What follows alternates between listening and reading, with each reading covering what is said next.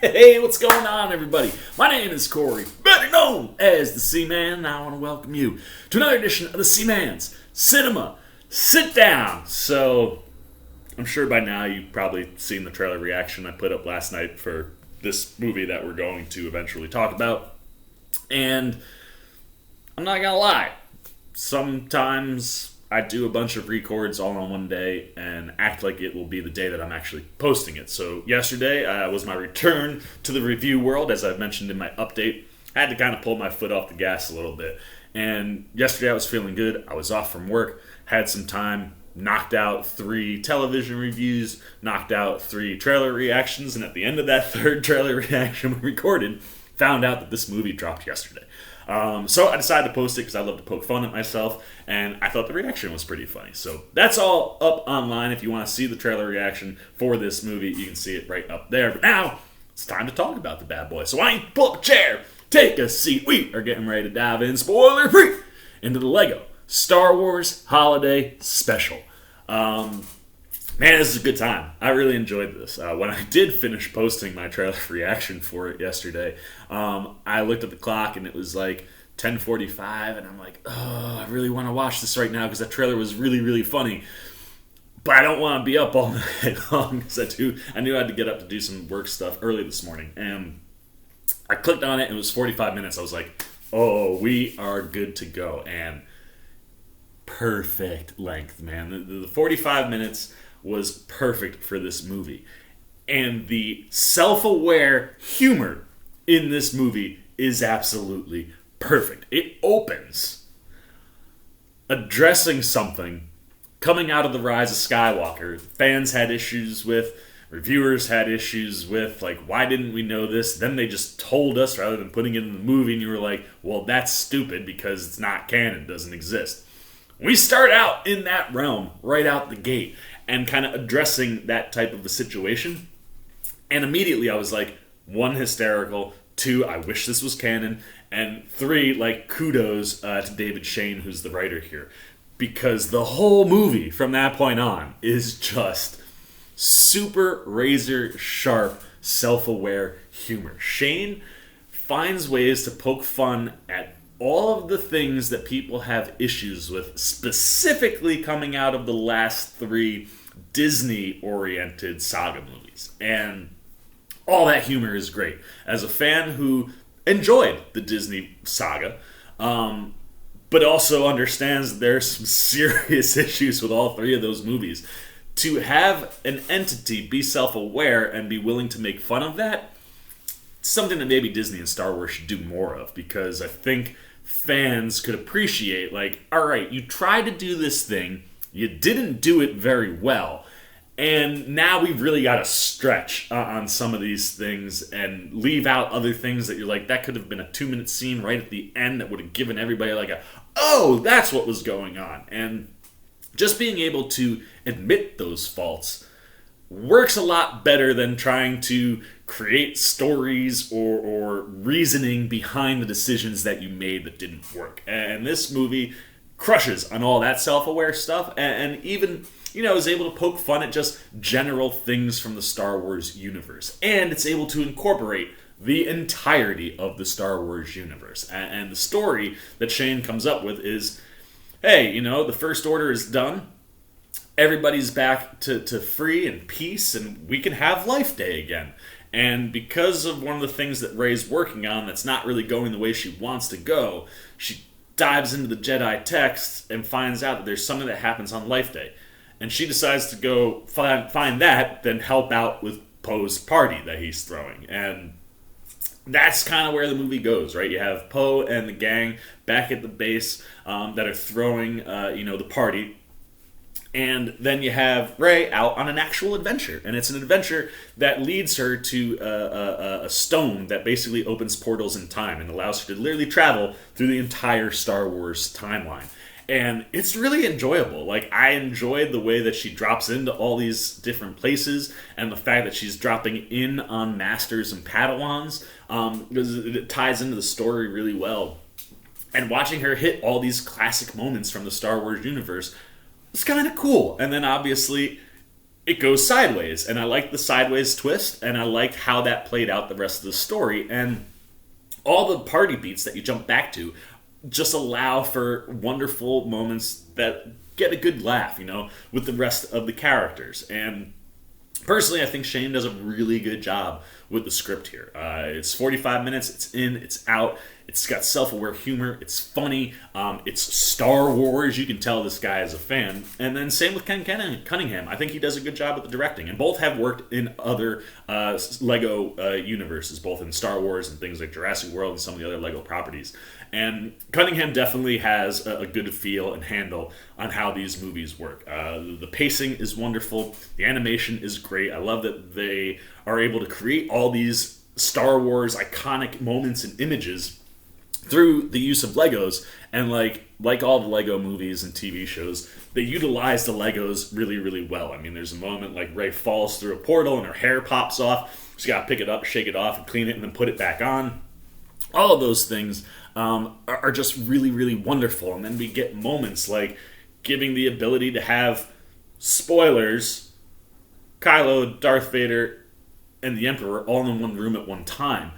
Like, that's the genius of the story. It gives you moments and things that you can never get, that when you do get them, you're like, oh, that was awesome. And those moments are super enjoyable throughout the entire movie. That being said, this thing is not perfect. I do have some gripes. And one of my major ones actually comes from the story in and of itself. The movie is able to literally give everybody in the Star Wars universe, it seems like, a beat. Specifically around the Masters and Padawans. So you get Anakin and Obi, you get Obi and Qui-Gon, you get Darth and the Emperor. And everybody gets good moments. And then, people who aren't Masters and Padawans get moments because of the iconic spots they drop into. So you get a cool 2 beats for Han Solo, and we get to see Greedo and some of the other characters. But the one character that gets almost no screen time, and literally in both beats that she appears, they're passing moments, is Princess Leia. I don't understand it. I understand Carrie Fisher passed away, but you don't have any of the original people coming back to voice these characters. You're using voice actors for all of the old Star Wars characters. So there's no reason you couldn't get somebody to voice Princess Leia. And when you're doing a storyline that's around Masters and Padawans, and I just praised you for clearly being fans of the universe, why don't you have Rey drop in on Luke and Leia training together? It just seemed like the most obvious thing, specifically for Rey, who's a female character, to drop in on the other female character that she's looked up to, that she knew in the movies. And the fact that you are able to give Han a beat, that you're able to give Luke plenty throughout the whole movie. There are 2 moments where, one, you see her in a pile of characters, and then there's a beat at the end where you just kind of see her for a moment. You're like, oh, that's a nice nod to this thing. I just didn't understand why she didn't get a scene, and that irked me a little bit. So it certainly took away from the movie. But outside of that, I think Cunningham and Shane do a really good job. Then you got the voice acting, and the voice acting here is really good because we have people that we're super familiar with. When you look at the voice cast here, you have people like James Arnold Taylor, who voices Obi-Wan in the Clone Wars and Rebels series. Same with Matt Lanter, who plays Anakin Skywalker, and same with Tom Kane, who voices Yoda. And he also does a phenomenal Qui-Gon Jinn in this movie. So I like seeing all those people. And then even people like AJ Locascio, who voices Han Solo, or Matt Sloan, who voices Darth Vader. They've voiced those characters previously in either animated films or video games. And I like seeing all those voice talents come back. Then you do something interesting when it comes to the newbies. The new movie characters, you bring back 3 actual actors. Anthony Daniels, who's pretty much the only one to ever play C-3PO, he's back here, so that makes a ton of sense because we've seen him in the animated shows. You bring in Billy D. Williams to do Lando, which is cool. I love Billy D, and he does a great job with the 1 moment or 2 that he has in it. Then you bring Kelly Marie Tran in to do Rose Tico, which was awesome. Knowing how she kind of got screwed, specifically by JJ in The Rise of Skywalker. Now, granted, if you watch my review for that, I didn't think it was necessary for her to have a big role, but I did feel bad for Kelly Marie Tran because she was an integral part in, Last Jedi, and then she just kind of got screwed over when it came to Rise of Skywalker. So it was cool to see her voicing herself here, and that she's playing well with, Disney in general. I mean, she's gonna do Raya and the Last Dragon, voicing there. So like that stuff's cool. But if you're gonna bring in these three actors from the most recent trilogy that belongs to Disney, I don't understand why you're not able to bring in Daisy Ridley, John Boyega, and Oscar Isaacs. Like, it just seemed like if you got the others, should have been able to get them. And while I think Omar Miller does a fine job as Finn, even though he's not credited on IMDb, I lost my mind. I was like filming the review before and I just scrapped it because I couldn't find him, and I literally had to put the credits up on the screen to figure out who voiced Finn. But Omar Miller does a more than fine job. Same with Jake Green, who voices Poe. He has moments where you're like, he's kind of close. But, even Matthew Wood, his Kylo is okay, but felt more like a caricature of Adam Driver than like trying to get into the realm of the voice, which is what people like, James Arnold Taylor and Matt Lanter, do really, really well in the animated shows, is making you think, oh man, is that Ewan McGregor? Like, those voices are kind of spot on. And Matthew Wood feels a little caricature-ish, and then Helen Sadler, I'm sorry, just didn't do it for me at all. I thought the way she was trying to get the Bray accent just felt like she was making fun of Daisy Ridley's voice. That's just me, maybe not everybody, but being the main character and having a voiceover that's that, like, it was cringe at times, where I was like, it feels like you're just making fun of Daisy Ridley. Those moments made me go, I don't know why you didn't get the original cast. And maybe they did reach out to them, and maybe they couldn't do it. Although in the middle of a pandemic, when a lot of people aren't filming stuff, and this is a 45-minute movie where maybe it would take you like an hour or two to lay down voice tracks, I don't know why you can't get those people. And then there's the Luke Skywalker conundrum in here. You got Eric Bauza, who's playing Luke, and again, a really talented voice actor. But we all know that Mark Hamill is also a really talented voice actor and loves the Star Wars universe, loves doing things that fans love, and loves to do VO work.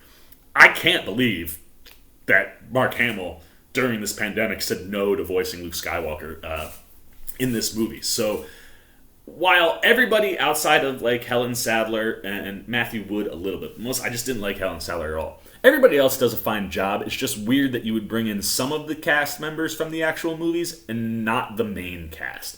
It was just one of those things that I scratched my head, and I would just like to hear, like, we reached out and they couldn't do it. Okay, it makes sense.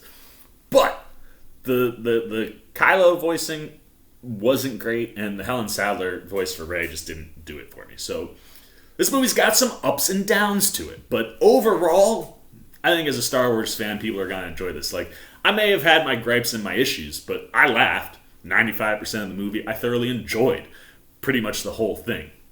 Just could have been even better than it was, I guess. But overall, if you're a Star Wars fan, I think you're going to love the self-aware humor in this. You're going to love the way that they play with the Legos, and the animation is wonderful.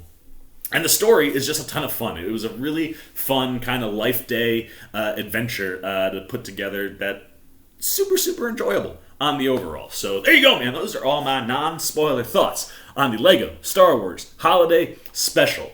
Love the self-aware humor. Love a bunch of the different Easter eggs throughout the entire thing.